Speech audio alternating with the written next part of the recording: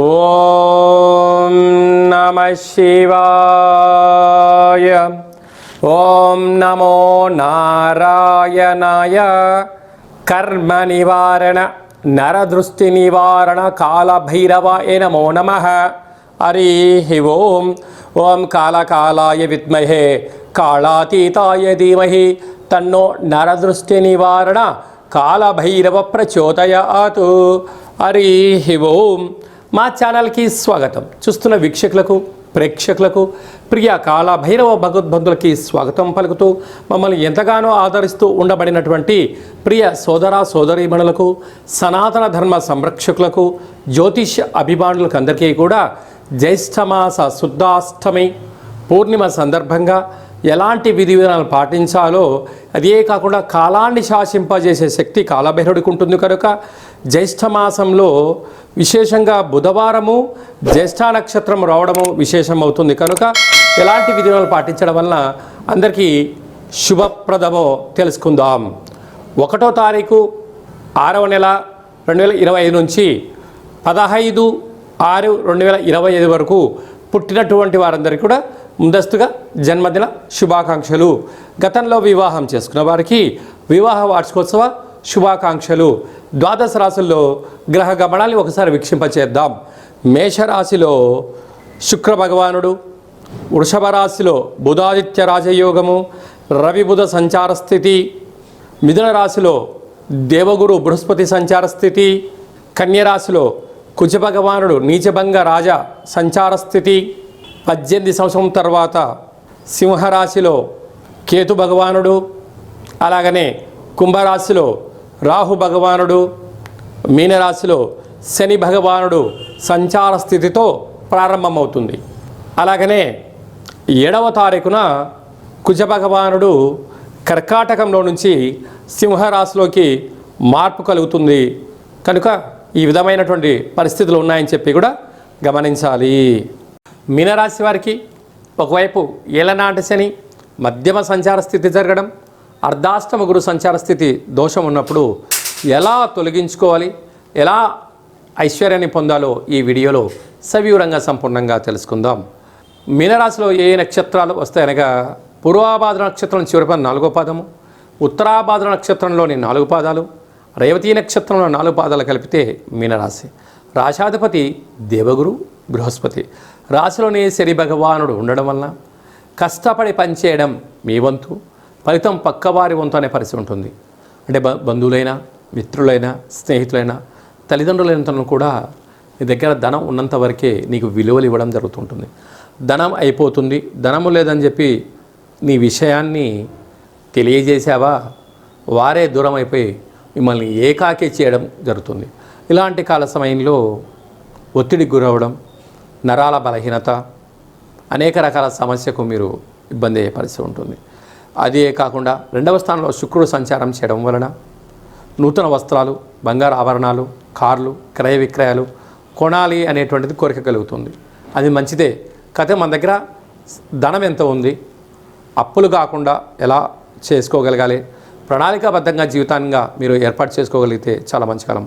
తృతీయంలో బుధాదిత్య రాజయోగం. తల్లిదండ్రుల నుంచి మీకు రావాల్సిన ఆస్తిపాస్తులు కానీ, తల్లిదండ్రుల నుంచి గవర్నమెంట్ ఉద్యోగస్తులు కానీ, గవర్నమెంట్ నుంచి మీకు రావాల్సినటువంటి పాత బకాయిలు కానీ, మీకు రావాల్సిన దస్తావేజులు కానీ, పాస్బుక్లు కానీ వచ్చేటువంటి పరిస్థితి చాలా అధికంగా ఉంటుంది. అర్ధాష్టమ గురువు. వీలైనంత వరకు నదికి వెళ్ళేటప్పుడు, నీటిలో దూకేటప్పుడు చాలా జాగ్రత్త అవసరం. మీ జన్మ నక్షత్రం రోజున, ప్రతి శనివారం రోజున ఉపవాసంగా ఉండడం వలన వీటన్నిటిని దూరం చేసుకునే పరిస్థితి కూడా చాలా అధికంగా ఉంటుంది. సంతాన స్థానంలో కుజ భగవానుడు సంచారం చేయడం వలన నూతనంగా వివాహమైన వారికి సంతాన యోగం, పిల్లల యొక్క చదువులు, పిల్లల యొక్క అభివృద్ధిలో మీరు ఉన్నతమైన కెరీర్ ఉంటుంది. లేకపోతే మీరు తీసుకున్న నిర్ణయాలే కరెక్టు, పిల్లలు ఇదే చదవాలి, లేకుంటే నేను ఇదే పని చేస్తాను, తల్లిదండ్రులు నా మాట వినాలి అనేటువంటిది పోకడ కన్నా మీరు మనసు మాట్లాడండి, వారితో షేర్ చేసుకోండి. ఉన్నతమైన స్థితి మీనరాశి వారి సొంతమవుతుంది. 6వ స్థానంలో కేతు సంచారం చేయడం వలన దయచేసి అప్పులు ఇవ్వద్దు, అప్పులు కూడా తెచ్చుకోవద్దు. దీనివల్ల 2 ఏమవుతాయంటే వ్యక్తిని మానసికంగా శారీరకంగా మిమ్మల్ని కుగ్గతీస్తాయి. ఎందుకనగా జ్ఞానకారకుడు, మోక్షకారకుడు, అష్టమగ్రహకారకుడు. అందుకే మన పెద్దవారు చెప్తూ ఉంటారు చాలామంది, అంటే పూజలు చేస్తే యజ్ఞ యాగాదులు చేస్తే గ్రహాలు తృప్తి పడతాయి, కానీ అల్లుడు తృప్తి పడడట. అంటే ఇంటి ముందర ఉండబడిన పేడ ఏ రోజు బెల్లం కాదట. అంటే నేను చెప్పలేదండి, ఇది మన పెద్దవారు చెప్తూ ఉంటారు. కనుక గ్రహాలు అనుకూలించినప్పుడు వీలైనంత వరకు మౌనం, ధ్యానం, ఏకాగ్రత, సత్ప్రవర్తన, ఆధ్యాత్మిక చింతన, భక్తి మార్గంలో ఉండబడిన వారితో మీరు ప్రయాణం చేయగలిగినట్లయితే సకల దోషాలు తొలగిపోతాయి.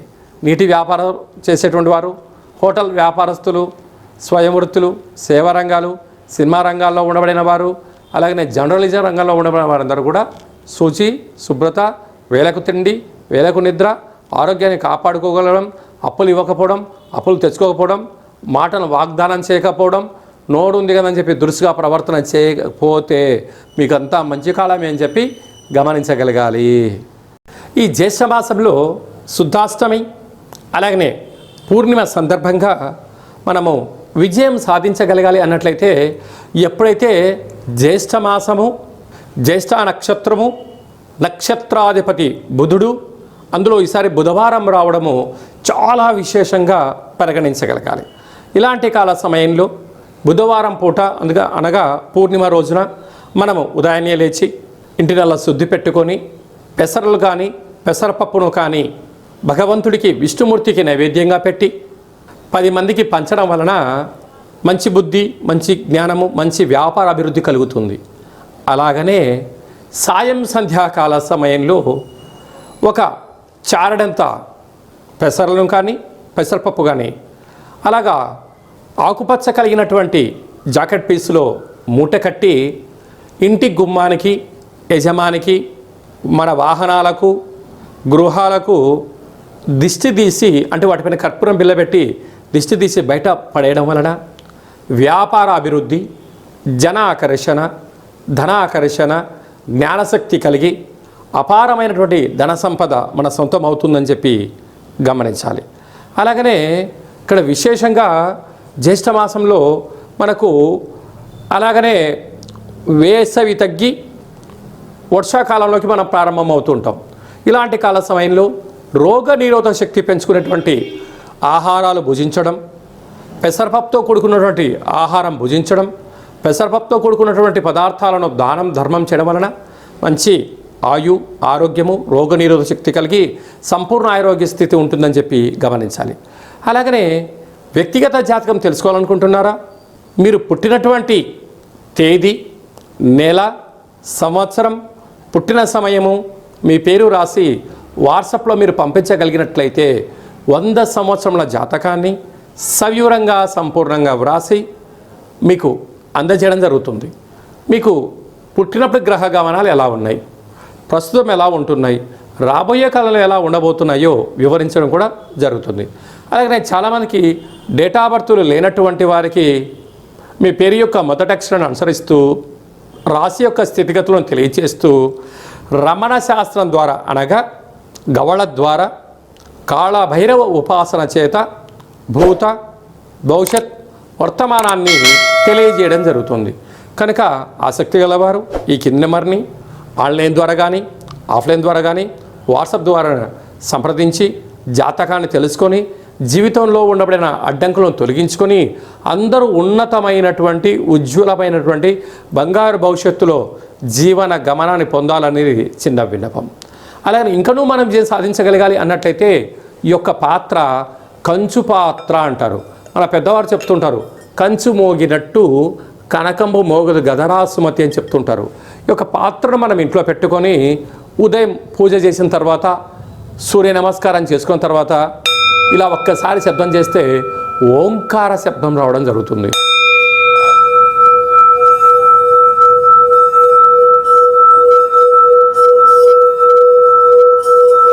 ఈ యొక్క శబ్ద తరంగాల్ని ఇంట్లో సృష్టించడం వలన మనిషి శరీరంలో ఉండబడినటువంటి 7 చక్రాలు వికసింపచేయడం, ఇంట్లో ఉండబడినటువంటి దరిద్ర దేవత బయటికి వెళ్ళడం, లక్ష్మీదేవి గళ్ళు గళ్ళుమంటూ ఇంట్లోకి రావడం, విద్యార్థులు మంచి చదువు, ఉద్యోగం రాని వారికి ఉద్యోగము, వ్యాపార ఆకర్షణ, జనాకర్షణ కలిగి మనం అనుకుంటున్న అన్ని పనులు విజయం సాధిస్తామని చెప్పి గమనించాలి.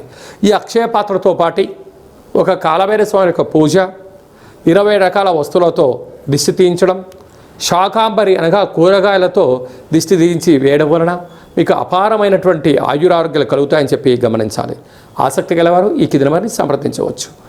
కనుక ఈ జ్యేష్ఠ మాసంలో అందరికీ శుభం, జయం, లాభం కలగాలని కోరుకుంటూ ఆశీర్వచనం. ఓం శతమానం భవతి శతాయు పురుష సతేంద్రియ ఆయుష్యేవేంద్రియే ప్రతిష్టతి. ధనం ధాన్యం బహుపుత్రలాభం శత సంవత్సరం దీర్ఘమాయు. సర్వే జనా సుఖినో భవంతు. లోకా సమస్తా సుఖినో భవంతు.